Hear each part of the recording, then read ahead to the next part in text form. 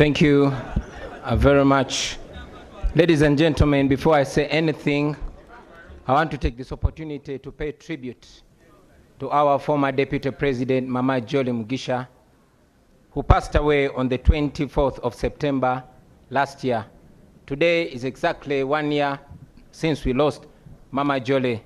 Mama Jolly was always a pillar of strength and courage within us.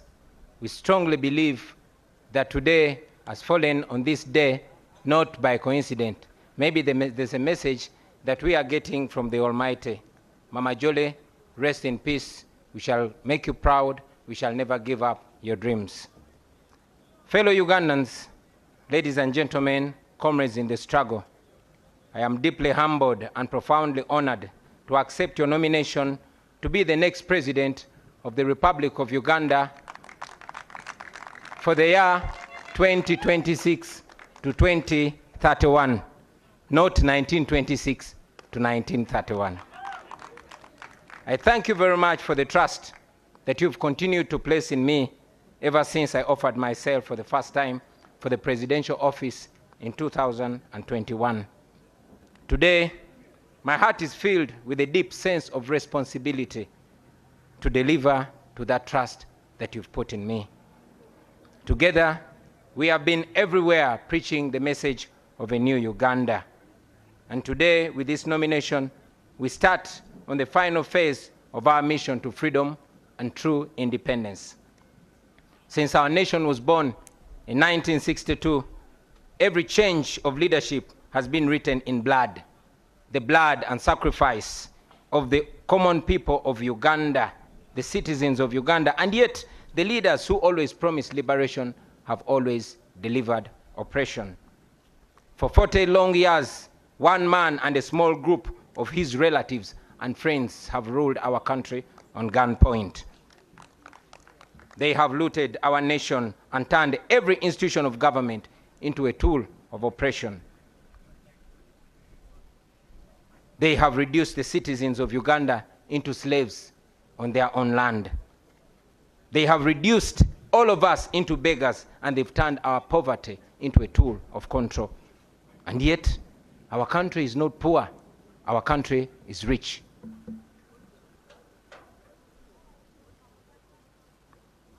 Our country cannot fall down. Our country will stand firm.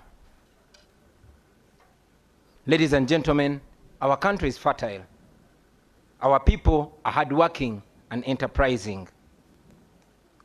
We are rich in creativity.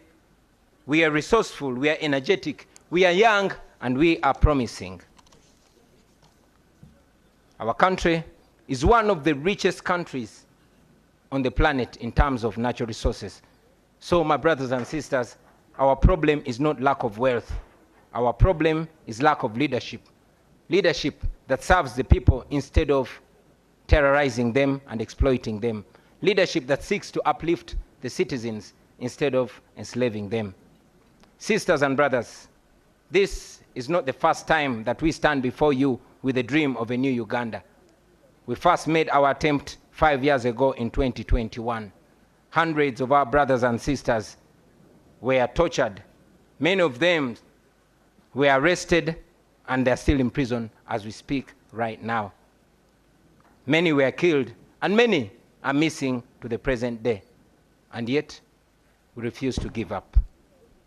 I know that many of you are now asking, why then do we go to the polls?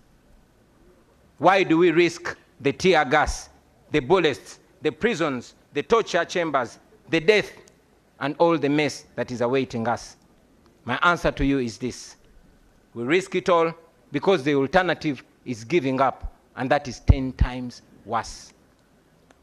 If we give up now, we shall have no moral authority to complain about what happens next.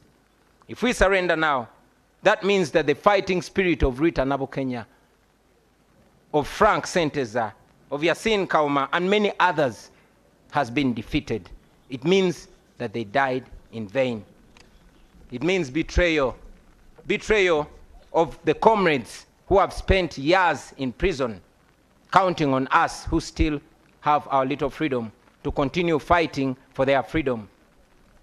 Therefore, ladies and gentlemen, no matter what happens to us, we must keep moving forward.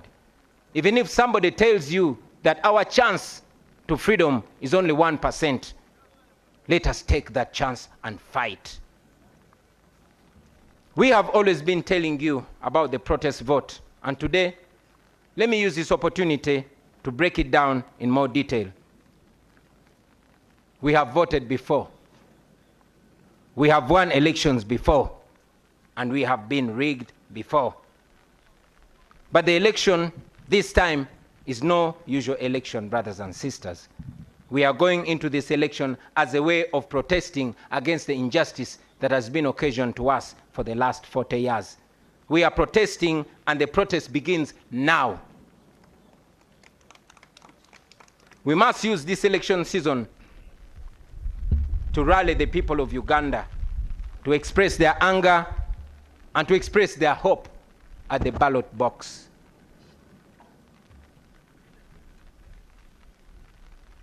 We are going to use this election to protest legally.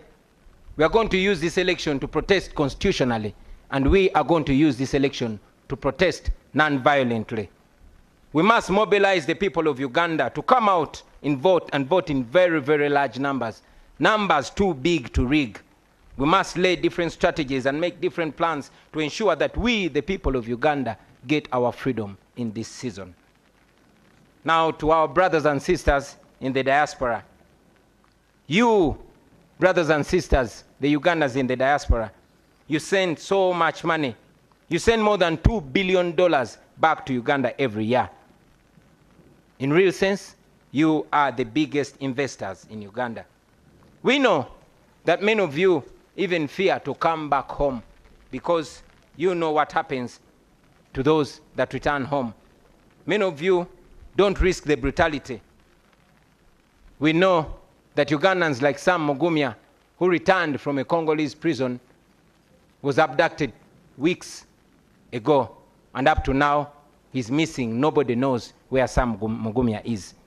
We know Robert Kayingo Luja, a lawyer who was recently abducted from the airport, kept incommunicado for a month before being forced back in exile without even stepping foot in his house.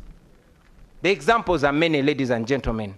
But I tell you, my friends, we are fighting so that you can return to your home, to your families, to freedom and dignity. We are fighting so that you are received with roses and not handcuffs. We fight so that Uganda can give your children the chances and opportunities that you never got. That is why we fight. Now to General Museveni. I know you don't like listening to young people or even listening to anybody at all, but at least listen to your friend and Bush war comrade, General Kainda Otafire. I want you to remember that Uganda was here before you, and Uganda will be here long after you are gone. You don't have to burn it down on your way out. The best guarantee for your legacy, for your security, and for what you and your people have earned in the last 40 years is to allow a peaceful, orderly, and democratic transition of power. That opportunity is available because we are not vengeful people. We still believe in peace. We still believe in justice. And yes, we believe in reconciliation. All we want is a free and fair election. No military violence, no police brutality. That is not too much to ask for. Let this election not be a military operation. Let this be a democratic election. That should not be too much to ask for. You are aware that for the last 5 years, your regime has done everything to break our spirits.